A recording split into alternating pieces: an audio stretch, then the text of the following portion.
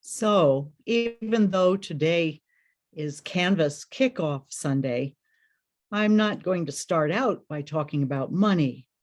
I'd rather start by talking about dreams. And we know something, don't we, about the power of dreams? Don Quixote, the man of La Mancha, dreamed a crazy, impossible dream. And in the process, he transformed himself and those around him. The poet Langston Hughes urged us to keep dreams alive. Hold fast to dreams, for if dreams die, life is a broken winged bird that cannot fly. It is said that the universalist side of our faith came into being in America because of a dream. A farmer named Thomas Potter built a chapel in the woods by the Jersey shore. He dreamed that a preacher would come and preach the gospel of universal salvation. John Murray, one of our spiritual ancestors, did show up, and the rest is history. And of course, Dr. Martin Luther King Jr. captured America's imagination and the world's with his dream of beloved community, a society built on love, respect, and inclusiveness. This is a dream far from realized, but it's urgent and alive as ever. But not all dreams are created equal. In Death of a Salesman, Arthur Miller warns about dreams that don't end well. His tragic central character, Willie Loman, is a gifted craftsman. But Willie ignores these gifts and spends his life trying to become a super salesman. And when his sales drop, he takes his own life. Willie's son, standing at the grave, says, "My dad had the wrong dreams, all wrong." In contrast, I believe that Cub was founded on the right dreams, powerful dreams, important ones. Here's what your website says in part about your founding vision. Community Unitarian Universalists in Brighton, affectionately called Cub, was founded in 1998 in the homes of a few people who wanted a safe place to explore their beliefs with their children. They gathered and grew and realized that they wanted to create something permanent for other residents of Livingston County. Cub filled a great need in Livingston County for liberal religious tolerance, understanding, and growth, and it continues to do so today. Over 24 years, this brave dream was renewed, given solid grounding as you sank your roots into the soil here. And much of the dream has become even more urgent now than it was back in 1998. 3 days ago, on the anniversary of the attack on the US Capitol, we were reminded once again of the fragility of democracy and how much our country cries out for a Unitarian Universalist witness. To stay vibrant, congregational dreams have to be reassessed and renewed over and over. I think you already know this. The transition period Cub is now in is a ripe time for dream renewal. It's a time to be asking once again, what are our excitement dreams now? What do we want to become as we meet today's critical challenges and move forward into the future? And I realize that some of the dreaming depends on your next contract minister, the person you hope to hire for the next church year and eventually to call. If things go well, this person will be with you for many years. And when they first arrive, they'll no doubt have some ideas and visions of their own. But here's another thing I think you already know. You don't want to leave all the dreaming to the new minister. Potential candidates will be most attracted to congregations who bring their own excitement dreams to the table. Ministers feel energized by congregations prepared to work in partnership.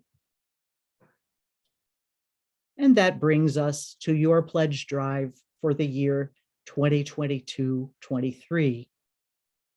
At some point, when we talk about dreams, we just might have to say a little something about money. And some people in religious institutions find it unseemly to do this. They see money as tainted and talking about it beneath their dignity. But I sense that you all aren't like that. I think you are aware that money is simply one form of life energy. It is not the only form of life energy, but it's a crucial one. The food and fuel we consume are the sun's energy, stored and released. And in the same way, the money we have represents the work of our hearts and hands and minds, which has been stored and then released. In congregations, money is the power to make our dreams come true. A congregation that's timid about money will always be stuck in the realm of breakfast dreams. Excitement dreams, if the congregation has any, will always be on hold.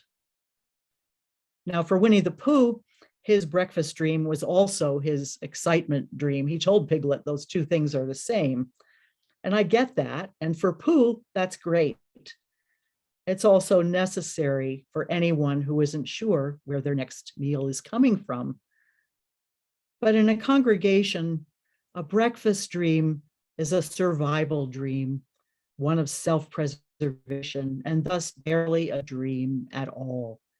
A breakfast dream limits congregations to questions like these. How on earth are we going to pay the bills? What will we do about the leaky roof? And aren't we spending too much money on stamps? And none of these is a trivial question. There's a point at which attention has to be paid to them. But if they are the only questions a congregation ever asks, then they're leading with fear, not hope. Excitement dreams are about ministry and mission. They extend Piglet's question beyond what exciting things are going to happen today to what exciting things can we make happen. They involve answers to questions like these. What unique gifts does Unitarian Universalism bring to Livingston County now? What good news, what saving message do we offer in this place, in this turbulent time? What is our part in addressing the climate crisis and the threats to American democracy? And what can we offer the lonely, the brokenhearted, those seeking meaning for their lives?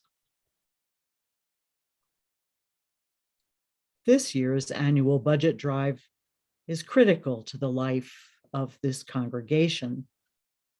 By the end of this month, the board's search for a contract to call minister will have begun. And sometimes when congregations are in search, members tend to hold back on their stewardship commitments. They say, I'm not going to pledge until I see who the new minister is. But if that isn't a prescription for defeat, it is at least a thumb on that side of the scale. The minister you want to call will be attracted by boldness, by risk-taking, not by wait and see. And I know that these COVID years have been discouraging for individuals and families and for you as a congregation. I also know there have been some major setbacks for Cub in these years, but the need for liberal, compassionate religious communities, places like Cub, is as critical as ever. So I invite you to see beyond the setbacks to a time when things will be different. And they will be different in part because of what we do here together today. Each person is unique, of course, with special circumstances to consider. Each person has his or her own special combination to offer of time, talent, and treasure. This month, when you consider the treasure part, your financial pledge to Cub, I invite you to think about what this congregation means to you. I also invite you to think about what it could mean in the lives of so many others in Livingston County. And then I invite you, perhaps, if you can, to stretch yourself a bit beyond what you thought your pledge was going to be. Think about your excitement dreams for this place and the excitement dreams of the people around you. And as Mary Temple encouraged us last month, think about Cub's lasting, ongoing legacy. And then I invite you, make a pledge that will help your dreams come true.